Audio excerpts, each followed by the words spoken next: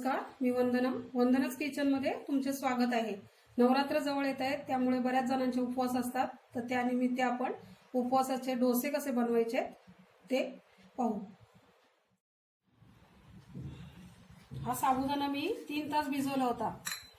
ही जी वाटी आहे ही सपाट वाटी साबुदाणा भिजवला होता. 3 तास तरी भिजून घेतला. थोडं पाणी त्याच्यात वर ठेवलं होतं. एवढीच वाटी सपाट वरही भिजवली होती. ही सुद्धा मी 3 तास भिजवली होती. 3 चमचे शेंगदाण्याचा बारीक कूट घेतलेला आहे. 4 मिरच्या घेतल्या, त्या आपण आता बारीक तुकडे करून घेणार आहोत. आणि मीडियम साईजचा एक लहान बटाटा उकडून किसून घेतलेला आहे. आपल्याला तळण्यासाठी म्हणजे फ्राय करण्यासाठी तेल पाहिजे आणि चवीपुरतं मीठ. तुम्हाला जर आवडत असेल ह्यामध्ये तर तुम्ही जिरे आणि कोथिंबीर वापरू शकता. हा बघा, याप्रमाणे साबुदाणा आपला चांगला भिजलेला आहे. तर ह्याच्यात पाणी काही सुरुवातीला न ठेवता आपण ह्याला मिक्सरला बारीक करून घेऊया.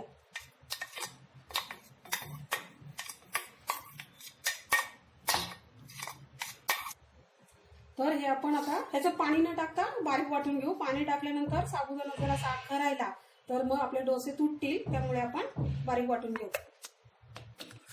हे बघा, याप्रमाणे अशी पातळ अशी पेस्ट झालेली आहे. आपण आता भांड्यामध्ये काढून घेऊ.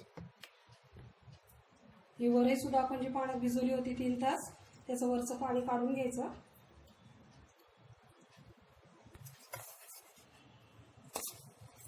ती सुद्धा मिक्सरला आपण बारीक करून घेऊ.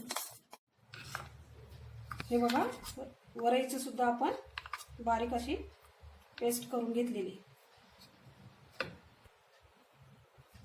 हा किसून घेतलेला बटाटा जो होता मी तो सुद्धा मिक्सरला बारीक करते, म्हणजे ते पेस्ट होईल आणि ह्या मिरच्या सुद्धा त्याच्यासोबत क्रश होतील. बटाटा आणि मिरचीची सुद्धा आपण आता पेस्ट करून घेतलेली आहे. सर्व मिश्रण आता आपण एकत्र करून घेऊ. सर्व मिश्रण मी एकत्र ओतून घेतलेले आहे. चवीपुरतं आपण मीठ टाकून घेऊ आणि एकदम बारीक असा शेंगदाण्याचं कूट आहे.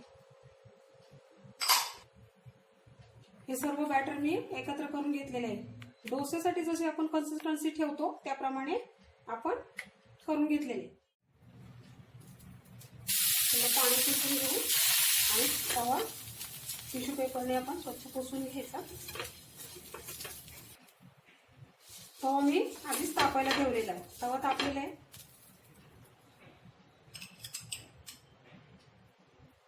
थोडं तेल सगळीकडे टाकून घ्यायचं आणि पसरवायचं तव्याला. जास्त पण तवा फार गरम म्हणजे करायचं नाही.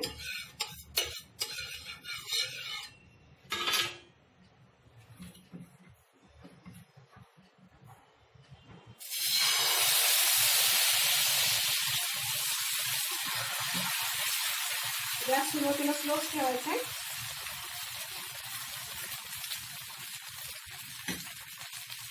मिडियम गॅस थोडा नंतर करायचं टाकून झाल्यावर.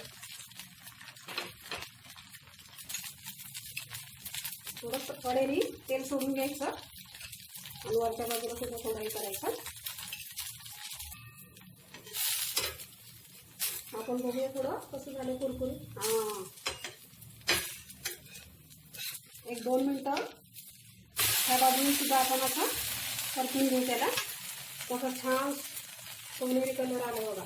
आणि आता साईडने सुद्धा थोडं तेल सोडून घेऊया. तिथूनही आपण 2 मिनिटं त्याला परतून घेणार आहोत.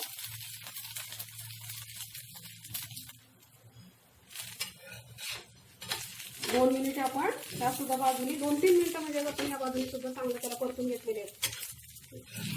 खूप अशी छान जाळी पण त्याला आलेली आहे आणि कुरकुरीत असं झालेलं आहे.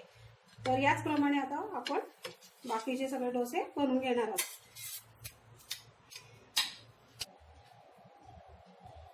तर याप्रमाणे आपण सर्व डोसे तयार करून घेतलेले आहेत. हे बघ कसं क्रिस्पी आणि मऊ असं पातळ झालेला आहे डोसा. तर उपवासाला हा एक चांगला पदार्थ आहे. तुम्हाला जर हा माझा व्हिडिओ आवडला असेल तर तुम्ही लाईक करा, शेअर करा आणि माझ्या चॅनलला सबस्क्राईब करा. म्हणजे काय होईल, तुम्हाला नोटिफिकेशन येईल आणि माझ्या नवीन नवीन रेसिपी तुम्हाला पाहायला मिळतील. धन्यवाद.